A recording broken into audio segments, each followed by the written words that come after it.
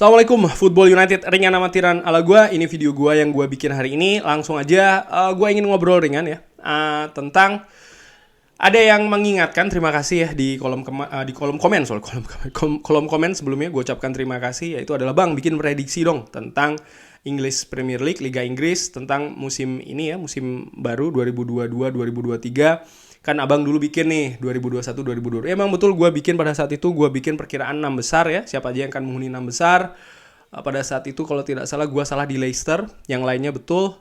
Lalu gue juga bikin perkiraan dari 6 besar itu 3 tim yang berpeluang untuk menjadi juara Liga Inggris. Dari 3 tim yang gue sebutkan, ternyata betul satu akhirnya jadi juara, yaitu adalah Manchester City. Nah, kali ini gue akan bikin prediksi ya sesuai dengan permintaannya. Terima kasih. Tapi gue akan bikin dua hal. Pertama adalah papan bawah, siapa tim yang akan degradasi. Lalu papan atas gue akan bikin prediksi tentang 7 besar. Jadi mungkin satu kuda hitam dan tim yang akan menghuni posisi Eropa. Artinya 4 besar kan Champions League, 5-6 Europa League, plus juga siapa yang akan jadi juara Liga Inggris perkiraan gue prediksi. Dan sekali lagi gue ini cuma ringan amatiran, gue subjektif. Tentu saja bisa salah banget ya, karena gue sebenarnya ya pengetahuan gue juga sangat terbatas. Tapi katakanlah gue cuma buat seru-seruan aja ini ya, prediksi ringan amatiran kali ini. Oke, langsung aja mulai dari papan bawah. Nah, ini dia nih, tim yang gue prediksi akan degradasi bahkan ya. Langsung aja dari posisi nomor 20, Bournemouth. Bournemouth gue prediksi akan degradasi ke Championship. Musim ini promosi ya. Tapi tim yang sebelumnya pernah bermain di Premier League ini, gue prediksi atau gue lihat paling tidak dari aktivitas bursa transfer, karena gue tidak begitu mengikuti pre-seasonnya mereka ya, tapi dari aktivitas bursa transfer tidak ada yang mengejutkan, tidak ada pemain yang menurut gue bisa mengangkat kualitas Bournemouth sehingga mampu bersaing bertahan di Premier League. Oleh karena itu gue prediksi Bournemouth akan kembali lagi ke Championship. Lalu nomor 19, ya gue tahu ini juga mungkin kontroversi ya, Brentford gue prediksi akan degradasi. Kenapa? Begini, Brentford musim lalu di awal-awal kompetisi mereka sempat membuat kejutan dengan mengalahkan Arsenal, lalu bahkan menahan imbang Liverpool ya kan, dan juga beberapa tim lain. Tapi seiring dengan musim kompetisi berjalan, hasil-hasil yang tidak bagus diraih oleh pasukan Thomas Frank ini. Puncaknya tentu saja mendekati bursa musim dingin, di mana mereka cukup banyak menderita kekalahan, bahkan jarang mendapat kemenangan. Nah, pada saat itu mereka berhasil merekrut seorang Christian Eriksen yang dampaknya sangat terasa setelah bursa musim dingin ditutup ya.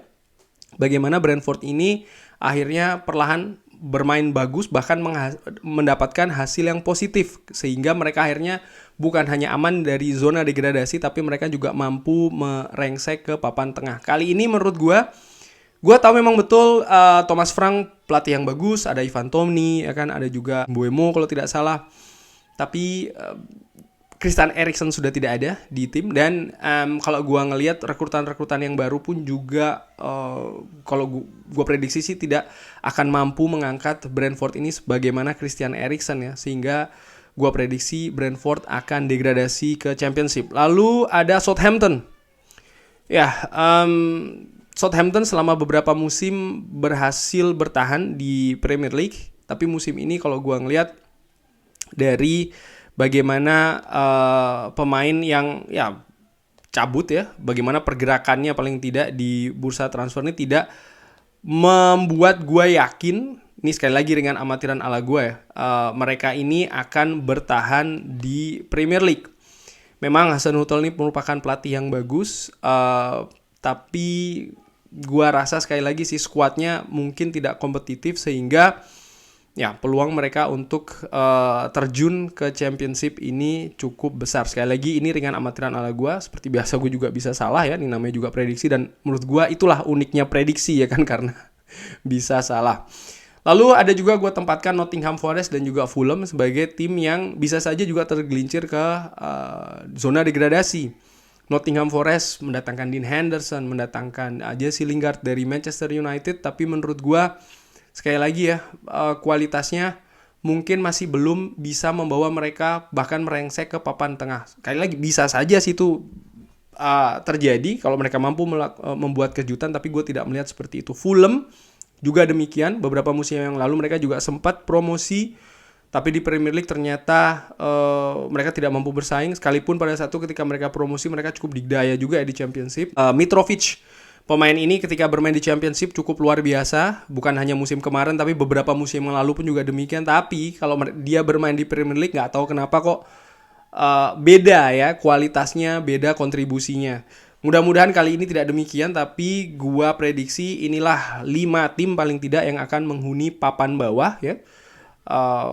Bahkan mungkin akan degradasi ke Championship. Oke, langsung saja. Ini gue akan bikin prediksi 7 besar yang ada ya. Ini dari 7 tim ini gue prediksi akan West Ham, Liverpool, Manchester City, Arsenal, Manchester United, Chelsea, dan Tottenham. Ini tidak sesuai dengan peringkat satunya West Ham. Enggak. Gue hanya menyebutkan ini 7 tim ini yang akan berada di 7 besar ya. Nah, tentu saja Liverpool, Manchester City musim lalu cukup didaya. Gue pikir juga musim depan akan terus melanjutkan ya. Arsenal, Manchester United, Chelsea, dan Tottenham juga berada di papan atas, artinya meraih tiket Eropa.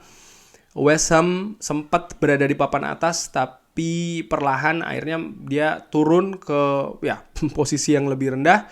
Bagaimana musim depan? Langsung aja prediksi gue yang akan memperoleh atau menduduki peringkat ke-7 West Ham. Pasukan David Moyes ini tidak banyak kehilangan pemain kunci musim depan. Masih ada Bowen, Antonio, ya kan. Juga masih ada yang sempat dikabarkan akan diincar ya, Declan Rice ini merupakan pemain kunci juga. Gue juga melihat bagaimana perkembangan dari tim asuhan David Moyes ini di beberapa tahun terakhir. Menurut gue juga cukup bagus. David Moyes seperti kayak nyetel betul dengan West Ham.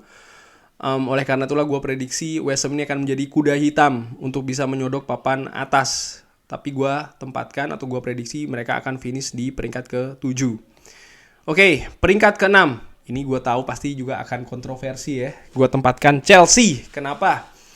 Perubahan di manajemen, di owner dari Abramovich menuju Todd Boyle menurut gue ini akan memberikan pengaruh yang cukup signifikan. Roman Abramovich dengan gayanya tentu saja berbeda dengan Todd Boyle. Dari sektor tim ya tidak banyak berubah, artinya manajer tetap Thomas Tuchel dan lain-lain. Tapi dari sisi manajemen ini kan banyak pergantian dan menurut gue ini tetap akan memberikan imbas atau efek. Bagaimana Chelsea pergerakannya di bursa transfer sampai dengan hari ini gue bikin video ya. Ini juga kurang oke. Mereka banyak mengincar pemain tapi pemainnya justru lepas. Pemain-pemain kunci yang ingin mereka incar justru lepas. Dan ini bukan cuma satu pemain ya, ada beberapa pemain. Sektor depan juga menjadi perhatian gue, di mana belum ada pemain yang bisa menggantikan Romelu Lukaku. Bahkan Timo Werner juga kabarnya akan dilepas. Raheem Sterling memang betul sudah mendarat, tapi kalau gue ngelihat ya dari pergerakan di bursa transfer dari Chelsea ini, ya mereka mendatangkan Raheem Sterling, Kalidou Koulibaly, Chukwuemeka dari Aston Villa, pemain muda. Tapi dari pemain-pemain yang mereka lepas ya, Rudiger, Christensen, Lukaku, jelas ini ya menurut gue sih masih harus dilengkapi lagi. Dan bagaimana mereka akan berkompetisi juga di UEFA Champions League yang membutuhkan konsentrasi tinggi juga. Ini juga akan memberikan tekanan bagi pasukan Thomas Tuchel. Oleh karena itulah gue prediksi Chelsea akan berada di peringkat ke-6. Peringkat ke-5, kontroversi lagi mungkin ya. Tottenham Hotspur, gue tahu Tottenham Hotspur juga di bursa transfer kali ini melakukan pergerakan cukup bagus ya, mendatangkan Ivan Perisic, Fraser Forster, Bissouma, Richarlison ya, Lenglet juga dari Barcelona. Tapi musim depan akan menjadi musim pertama setelah beberapa musim tidak bermain di Champions League. Antonio Conte yang datang tengah musim lalu juga masih dalam proses untuk membangun skuad dari Tottenham Hotspur. Experience atau pengalaman inilah menurut gue yang akan menjadi kunci di mana bermain di dua kompetisi yang cukup elit, yaitu adalah Premier League dan juga Champions League. Menurut gue akan memberikan kesulitan tersendiri ini bagi para pasukan Antonio Conte. Oleh karena itu, walaupun mereka juga mendatangkan pemain-pemain bagus, gue paham itu ya, tapi bagaimana pemain-pemain besar ini berintegrasi ke dalam tim pun juga ya untuk bermain di Champions League ya, ada beberapa pemain mungkin yang belum pernah kan, sehingga ini akan memberikan ya tantangan lah bagi Tottenham Hotspur yang gue prediksi akan finish di peringkat ke-5. Peringkat ke-4 Arsenal. Mungkin juga ini akan jadi kontroversi. Banyak banget ya prediksi gue yang jadi kontroversi. Oke. Arsenal, kenapa gue prediksi peringkat ke-4? Ya, Gua ngelihat Arteta, proses apa yang dilakukan oleh Arteta ini masih akan terus berlanjut musim depan. Melepas banyak pemain musim panas ini ya, yang menonjol tentu saja Alexander Lacazette. Lalu kalau gua ngelihat siapa lagi nih ya tidak ada lagi sih ya, dan pemain lain mungkin lebih banyak dipertahankan. Artinya pemain-pemain muda Arsenal yang musim lalu sempat kesulitan di awal tapi pelan-pelan mereka mampu naik ya kan.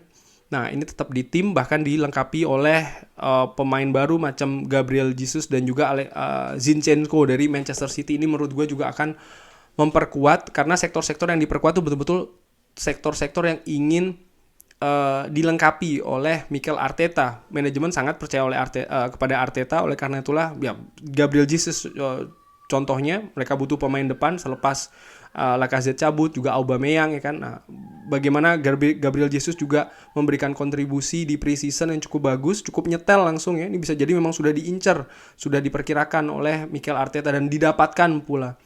Nah, musim depan Arsenal hanya akan bermain di Europa League yang tentu saja tingkat kompetisinya atau tingkat kompetitifnya ini tidak seperti UEFA Champions League. Oleh karena itu gue perkirakan mereka akan ya lebih bisa membagi konsentrasi, katakanlah demikian ya, Arsenal ini, sehingga di liga mereka akan lebih bisa memperoleh posisi yang lebih tinggi. Bahkan gue prediksi akan finish di peringkat keempat. Oke, 3 besar kali ini Manchester United gue prediksi akan finish di peringkat ketiga.